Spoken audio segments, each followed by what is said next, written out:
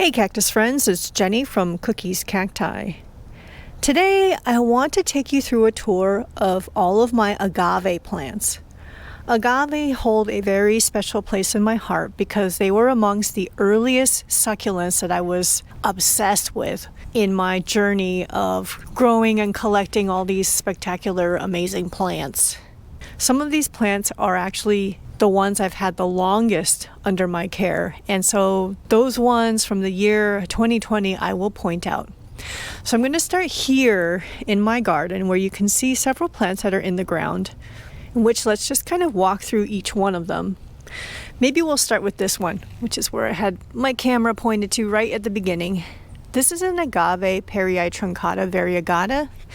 If you really look at the leaves, and I apologize, I am on my fixed lens camera so I cannot zoom in, but if you really look at it, you'll see that there's actually very light variegation on this plant.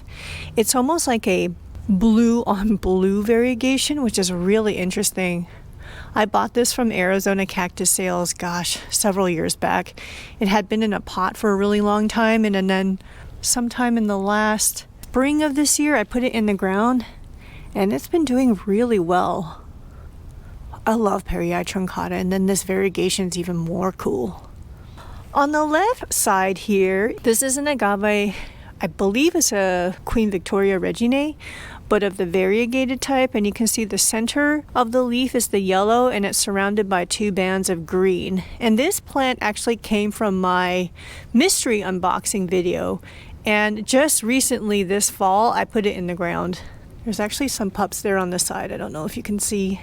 This plant came from Arizona Cactus Sales. I mentioned in the fall plant sale video at the DBG that I'm always really attracted to agave and I really want to buy them, but I have so many and I need to put them in the ground, and then this is the result of it. This is an agave, is it Aplanada cream spike? I actually purchased this from a big box store not that long ago, like within the last year, and then this fall I had just put it in the ground. This is an amazing plant. It's so beautiful, and look at that variegation. And it has these terminal spines that are quite mean looking. This is the easy season for all these plants. Let's see what happens in the summer. This is an agave, I think it's a Oteroi, or it's a Titanota. I actually purchased this from one of my local cactus friends probably a couple years back, and it's been doing pretty well. I'm also debating about whether to put this in the ground, maybe right here since it's doing so well. This is an agave Utahensis var Eborispina. I bought this from one of the DBG plant sales. I just can't remember which one. Oh, I just looked at my notes. It's from spring of 2023. So it's been in my care, I cannot believe it. It feels like yesterday, but it's been under my care for over 2.5 years. That's crazy. I am quite conservative on watering this plant just because I don't really know what it needs. So it's alive, but I don't know if it's really thriving all that much, but it's an incredible plant. And we see the DBG has these plants in stock, for at least the past 4 sales, I would say. I'm just glad that it's alive and it survived the summers. I do find particular species to be especially rot prone in our hot summers when our overnight lows are extremely high. Obviously, the plants that I'm showing you here have managed to survive those weather conditions, but I have lost many agave over the years, sadly. This plant here is one of my earliest agaves. This is an agave Americana Mediopicta alba that I bought in the fall of 2020. So it's been under my care for just over 5 years. And you'll notice something interesting is that it looks like there's only pups here with that clump, because it is. So the mother plant in the middle actually died at the end of this summer, sadly. I don't know if you can see, it's very dark in the center there. The mother plant actually died, but she had sprouted all these pups. You see how there's some holes in the leaves? I think there's an insect or maybe a bird that's been eating it. You can see there's some holes in the leaves. If I were to guess, I would say insects, but I'm not really sure. But somebody's been munching on them. The plant is still alive. Mediopicta alba is one of my early loves. It was the color, that cream center stripe, with that blue-gray border stripes really caught me as just beautiful. I'm going to move my camera over so that I can place a picture of the mother plant when I purchased her in the fall of 2020. Over here we have Agave perii truncata. This is another set of my earliest plants from November of 2020. This is another interesting one that kind of follows the same trend as the Mediopicta alba. You'll notice that these kind of look like pups because they are. Once again, the mother plant died. So these are her pups that had already sprouted before. I guess she rotted probably. But they're doing really well here. I don't even protect them in the summertime.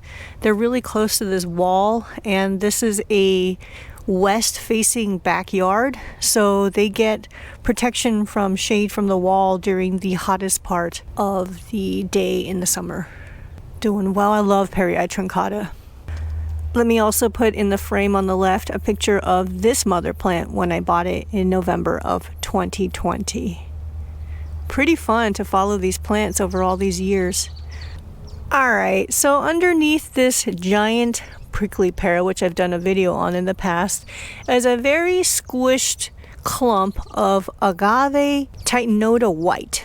At least that's what it was labeled as when I bought it at the fall DBG plant sale back in 2020. It was the first DBG plant sale I had ever attended, and I came home with this plant. Here, I'll put off to the side what the plant looked like when I got it. This is the original mother plant, which is still alive. It's just she's squished underneath. I can't even tell where the main head of the plant is anymore, but you can see all the pups. Oh, let me go around this Pilosocereus. You see all those pups clumping like crazy? I have been trying to trim down this prickly pear a little bit to make some room for the agave, but it's going to take quite a bit more work. So this plant actually has a pup that I propagated several years back. Probably when I took this plant out of the pot to plant it. One of them is actually growing in the front yard, in which we will visit in a little bit. This is an agave, I believe titanota, but I don't remember what it was labeled as. This was from a big box store, and I bought it in October of 2020. Another one of the OG plants. I believe I have a picture of this one from that time period, so I'll put it here on the left. This one is planted in a pretty tough spot in the yard. You'll see it's really close to the totem pole cactus, which means that it has a lot of exposure where it's located here. So in the summertime, I'll throw a shade cloth over this guy and then just let it be like that for the entire summer. This is a beautiful, beautiful plant. Just look at that color. That blue, green, gray with almost like a powdery white substance on it. And if you really look at the leaves, apologies again, I cannot zoom on this camera, but there's actually a lighter color center stripe through the middle of the leaf. It's so beautiful. And we see this plant when we go shopping around town, and I believe at the plant sales at the DBG as well. I have a pup of this plant that I just planted in the front yard. You will see when it gets really hot and the sun is really strong, the leaves of the plant will start burning, and that's the sign for me to cover. We are underneath a pergola now for the only two agave that are protected. Those are these two plants, which are the Agave white rhino. I believe it's a Victoria Reginae, but you see that the color, it has a green center stripe and that almost white border stripes on the leaves. These are, definitely more expensive plants. They tend to grow really slowly, but I find the care for them to be about the same as the Queen Victoria Reginae. Actually, not about the same. It is the same. This bigger agave white rhino came from that viewer who was letting her plants go. It was her plants that I donated a bunch to the CACSS Mega Silent auction this year. This is one of her plants that she gave me. And there's a little pup. I don't know if you can see. There's a little pup on the side there. This is another agave white rhino that I've had for a little bit, and you'll see that there's actually a plastic tag on the back because I entered this into the 2025 CACSS show and sale. I don't think it won any ribbons because it's still pretty small compared to the other specimens that other folks had entered, but it's cute and it's pretty. And you'll see there's a pup there and there's a pup in the back as well, which is awesome. This plant was actually a gift from Ty at Arizona Cactus Sales. He gave me this little pup just as a gift for featuring the nursery on YouTube. And it's been doing really well. It's grown quite a bit since he gifted this to me. And unfortunately, I did not take a note of when he gave that to me. It's got to be at least a couple years already. White rhinos, although they can be quite pricey, but as far as the risk of keeping them, if you can keep the regular Queen Victoria Regines alive, you can keep these alive as well. So that's the nice thing, is that I don't find them to be very fussy, especially given their high price point. The last set of agave are all in my front yard. And you can see that a number of them have been going into the ground in this whole project I've been saying of wanting to put all my agave in the ground. So we'll go over that in just a little bit. First, I want to show you these two agave. This is the classic Agave Victoria Reginae, a wonderful, wonderful plant. This is one of my old school plants as well. I bought this from a big box store in November of 2020, and it's been in this pot since the spring of 2021. So it's been in there for almost 4 years, and I've had it in my care for just about 5 years, and it's doing really well. As you can see, it's got a lot of pups all over it. This is obviously one of the plants that seems to take our climate here in Arizona well. Luckily it hasn't died yet, knock on wood. My gosh. I'm gonna put to the left the picture of this plant when I got it back in 2020. Next to that, draped underneath the elephant food, is another Victoria Queen Reginae. It is a variegated type, but it's different from the one that was in the backyard, and I apologize on how dark it is, so I don't know if you can see. The way the variegation is different than the plant in the backyard, where the center stripe down the leaf is dark green, and then the border of that green is yellow. So the variegation pattern for the plant in the backyard is different. It's yellow down the center and then bordered by the dark green. So different types of variegation that you can get on the Victoria Reginae, including that white rhino as well. So I am considering putting these two in the ground, maybe. You can probably hear kids playing in the background. Over here is an Agave Americana. I bought this from Elgin when we were there. Gosh, was that earlier this year? Losing track of time. It's the Stars and Stripe version of the Agave Americana, and I think this is so gorgeous. Look at that. Look at that striping. And it's quite tolerant of our summer here. I did not cover this guy at all this summer, which is unusual. Usually when I put a plant in the ground, especially an agave, it spends several summers covered with shade cloth. But this guy can take a lot. And last but not least are the agave I have over here in the ground. You can see the large Agave Americana variegata right in the ground. This thing I bought from it was one of the big box stores, but I can't remember if it was Walmart or Home Depot. It was in a 5-gallon pot. I bought it in August of 2020. So it's probably this one and my Medio Picta Alba are the oldest ones, or the ones I've had the longest in my collection. Let me put a picture of what this looked like when I got it. It was in that 5-gallon pot, neglected for many years until I think it was summer of 2024, at the end when I got my yard redone in the backyard, that those guys planted this plant in the ground, and you can see it is loving life. It's got these giant pups off of it as well. It's so much happier in the ground like this than it was in that 5-gallon pot. Over here in the ground, this one I bought from a big box store as well. See, the problem is I've lost track of time. 2-3 years ago? It's been in the ground since, probably just earlier this year. And it's like loving life in the ground. Apologize if you can hear the car in the background. I have no control over my neighbors' activities. I like the variegation here. So did I have any plans on how I planted these in the ground? No. I just stuck that one in there and then started planting plants around it. This area is a little tough because, as you can see, it's pretty exposed. My tree is gone in the front yard. There's no shade here. I have a very dramatic story about how that tree broke during a storm that came in. I think it was in October or November. Next to that plant, I've got another Agave Titanota white. This is the pup of that plant that was squished underneath the prickly pear. And you can see that it is growing so well and it's just loving life in this spot. This plant I've kind of had a roller coaster with. It was in a pot for a long time. I put it in the ground in the front yard, not in this spot, in a different location, and it was fine. But then we needed to move it because I got some pavers added to my front yard and it was hating its new spot in the ground. So I dug it up, put it in a pot, let it recover, and then I put it here, and it's been doing great ever since. Next is this Agave Titanota.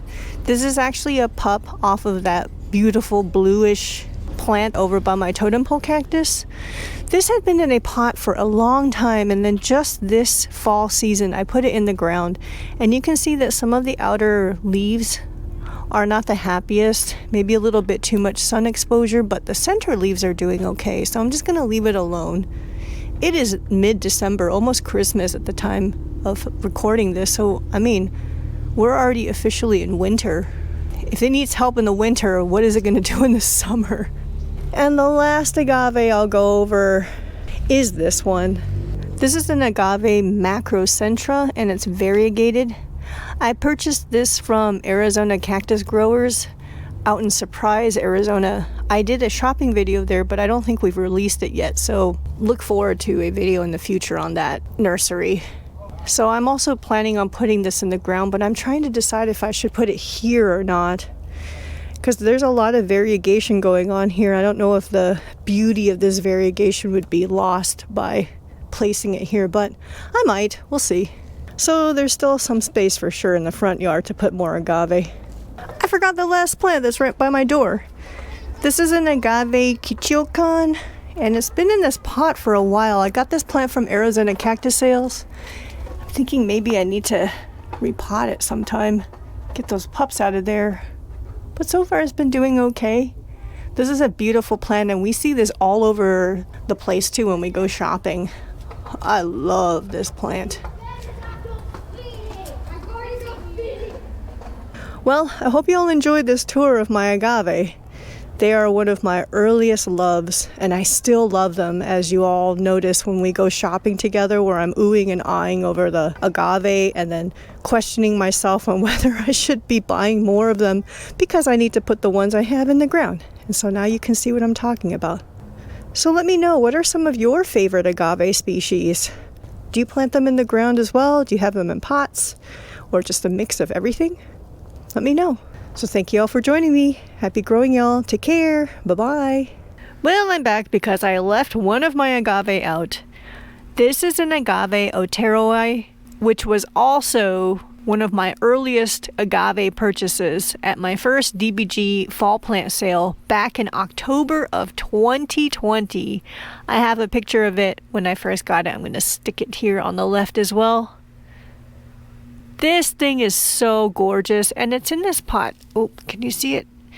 It's been in this pot for years, and the pot is really too small.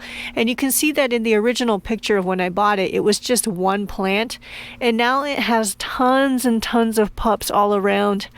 I need to get this out, and I want to propagate the pups. And you can see all those dead leaves underneath there, so just kind of want to clean it up and kind of rescue those poor pups.